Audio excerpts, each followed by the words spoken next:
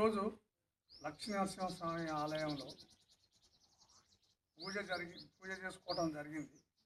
ఇదే వేదికగా లక్ష్మీనరసింహస్వామి వారి ఆశీస్సులతోటి, గుట్టిపత్తి ప్రజల ఆశీస్సులతోటి మీరందరూ ఓట్లేసి నన్ను గెలిపిస్తే గ్రామ ప్రజల సహకారంతో, మా సహకారంతో, మా గవర్నమెంట్ సహకారంతో, పెద్దలు లక్ష్మీనరసింహస్వామికి సహాయం చేసే వారి అందరి పెద్దలతోటి సహకరించి 5 సంవత్సరాలలో నేను లక్ష్మీనరసింహస్వామి గుడి కట్టేయడానికి ఈరోజు లక్ష్మీనరసింహస్వామి దేవుని గుడిలో పూర్తిగా ప్రమాణం చేసి చెప్తున్నా.